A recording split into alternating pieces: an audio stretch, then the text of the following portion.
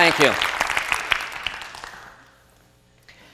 I want to discuss with you this afternoon why you're going to fail to have a great career. I'm an economist. I do dismal.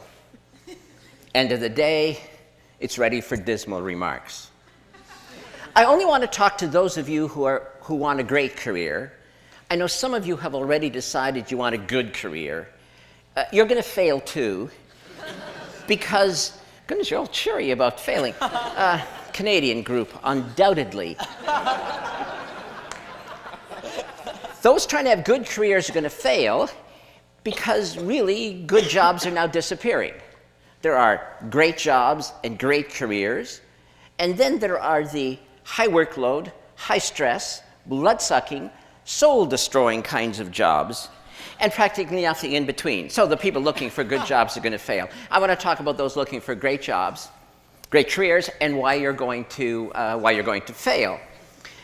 First reason is that no matter how many times people tell you, if you want a great career, you have to pursue your passion, you have to pursue your dreams, you have to pursue the greatest fascination in your life. You hear it again and again, and then you decide not to do it. It doesn't matter how many times you download Stephen Jay's Stanford commencement address, you still look at it and decide not to do it. I'm not quite sure why you decide not to do it.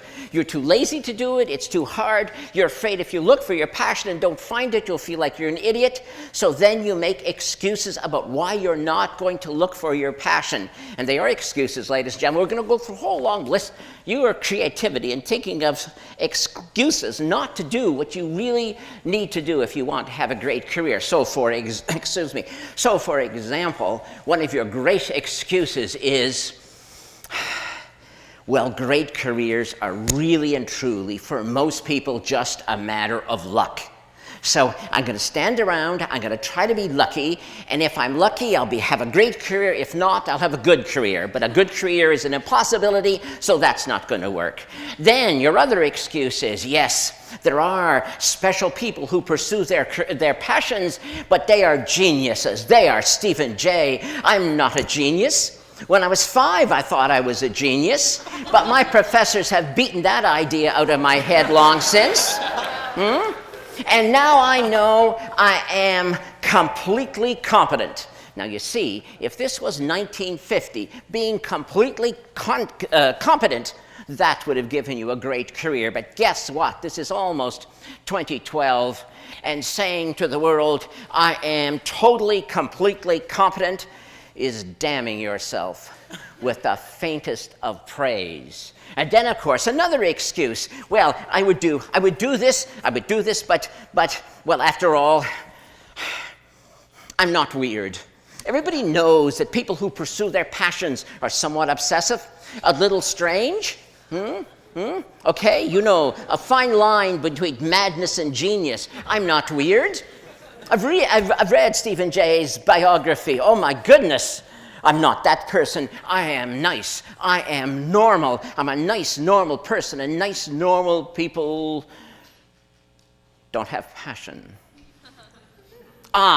But I still want a great career. I'm not prepared to pursue my passion, so I know what I'm going to do, because I have a solution, I have a strategy. It's the one Mommy and Daddy told me about.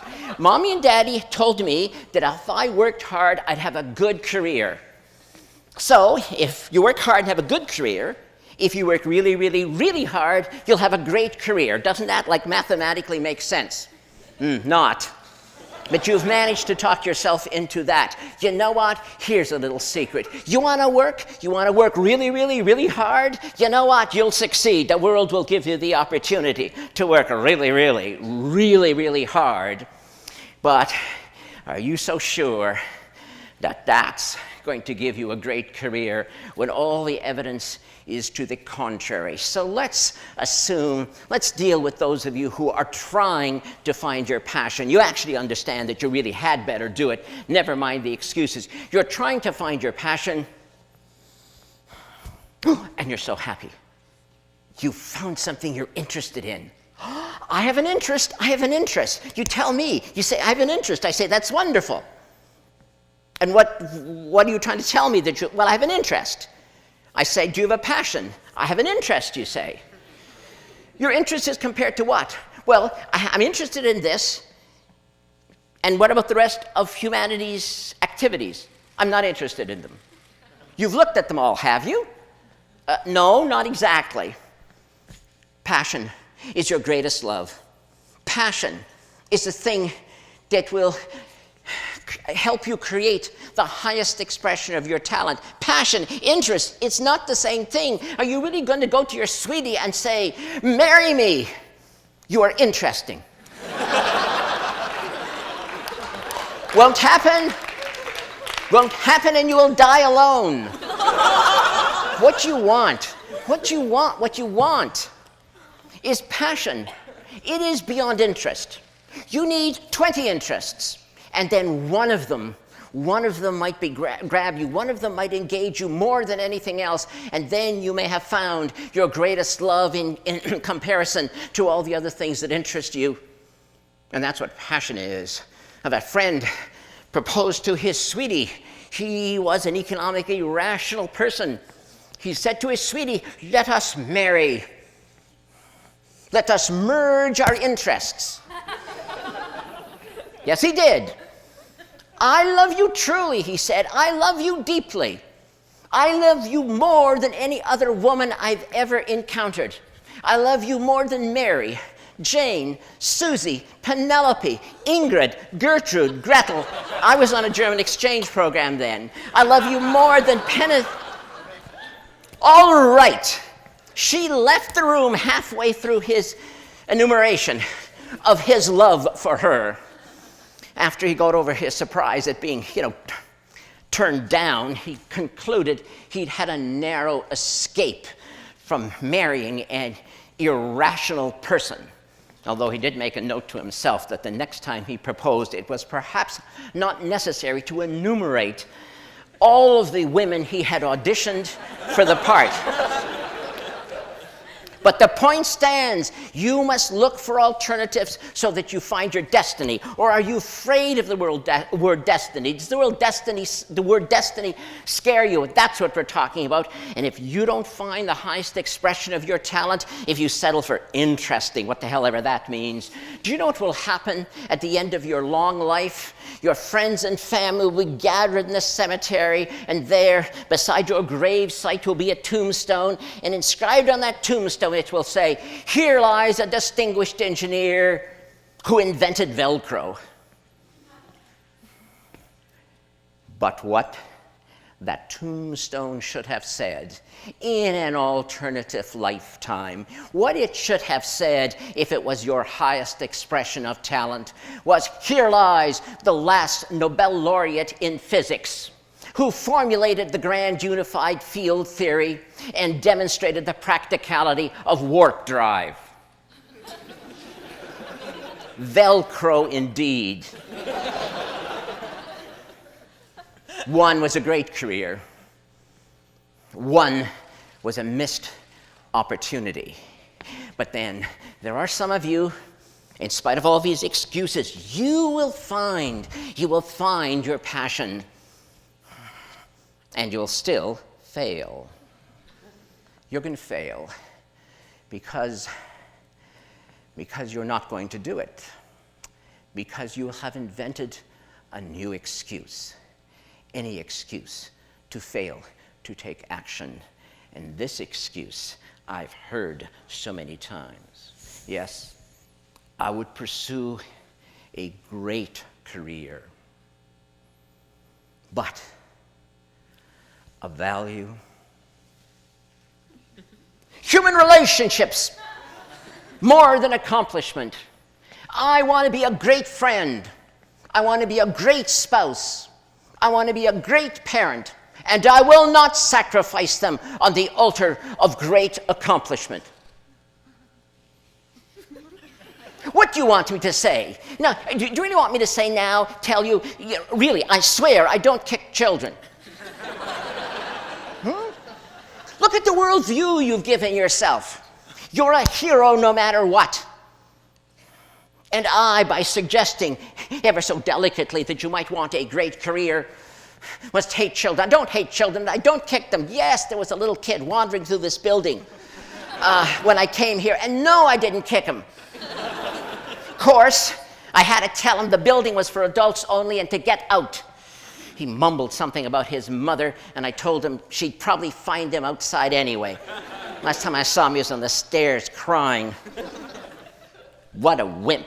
Well, but what do you mean? That's what you expect me to say. Do you really think it's appropriate that you should actually take children and use them as a shield? You know what will happen someday, you ideal parent, you. The kid will come to you someday and say, I know what I want to be. I know what I'm going to do with my life. You were so happy. It's the conversation a parent wants to hear because your kid's good in math and you know you're going to like what comes next. Says your kid, I have decided I want to be a magician. I want to perform magic tricks on the stage. And what do you say?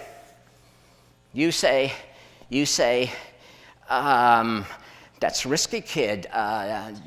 Might fail, kid. Don't make a lot of money at that, kid. You know, I don't know, kid. You should think about that again, kid. You're so good at math. Why don't you? And the kid interrupts you and says, but it is my dream.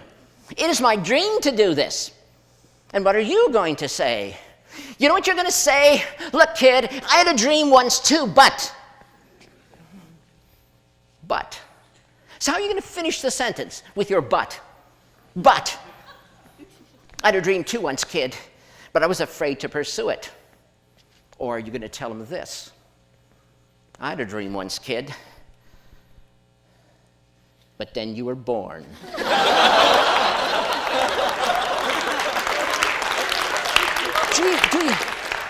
Do you really want to use your family? Do you really ever want to look at your spouse and your kid and see your jailers? There was something you could have said to your kid when he or she said, I have a dream. You could have said, looked the kid in the face and said, go for it, kid. Just like I did. But you won't be able to say that because you didn't. So you can't.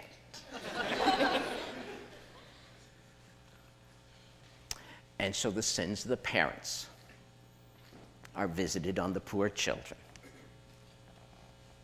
Why would you seek refuge in human relationships as your excuse not to find and pursue your passion? You know why. In your heart of hearts, you know why, and I'm being deadly serious. You know why you would get all warm and fuzzy and wrap yourself up in human relationships. It is because you are. You know what you are. You are afraid to pursue your passion. You're afraid to look ridiculous. You're afraid to try. You're afraid you may fail. Great friend. Great spouse, great parent, great career. Is that not a package? Is that not who you are? How can you be one without the other? But you are afraid. And that's why you are not going to have a great career. Unless that most evocative of all English words, unless. But the unless word is also attached to that other most terrifying phrase. If only I had, if only I had, if you ever have that thought ricocheting in your brain, it will hurt a lot. So those are the many reasons why you're going to fail to have a great career, unless